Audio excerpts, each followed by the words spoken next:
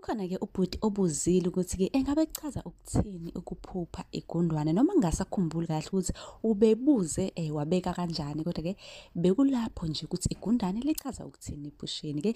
Ngizokuthatha ngihambe nawe-ke kuzo zonke-ke izinhlobo noma-ke izindlela ophupha ngazo amagundwane ukuthi zichaza ukuthini. Ukuphupha igundane elimhlophe kuchaza inhlanhla, okungaba-ke yinhlanhla yemali, umcebo noma ibhizinisi-ke okulona. Ingakho phela kunamagundane alanda imali, amagundwane ayahambisana-ke nemali. Ukuphupha-ke ubamba igundane, lokho-ke kuchaza-ke ukuthola into eliyigugu, noma kuchaza ukuthi uzowina uma ungumuntu ogembulayo. Uma ushadile uphupha-ke igundane elimhlophe kuchaza ukuthi-ke izinto zakho emshadweni zizohamba kahle. Ukuphupha-ke igundane endlini ngabe kuchaza ukuthini-ke lokho? Ukuphupha-ke igundane endlini, lokho kuchaza-ke ukuthi into enhle, futhi kuchaza ukuthi-ke kunenkinga-ke ekhaya.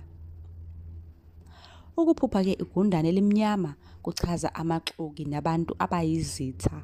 Igundane-ke libizwa ngempuku, igundane lasendle elinemigqa emhlophe emhlani libizwa-ke ngembiba. Igundane-ke endlini kungenzeka lingabe related to spiritual.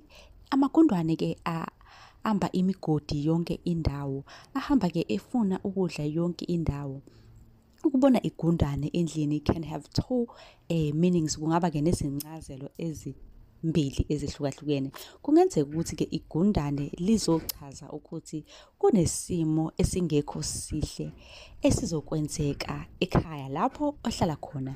Ebese kuthi ukuphupha-ke futhi igundane lingena endlini kungachaza-ke ukuthi ixoki eliseduze empilweni yakho, kunexoki olithembile impela kodwa awuboni ukuthi kunexoki. Ukuphupha-ke igundwane elikhulu noma amagundwane amaningi kungase-ke kuchaze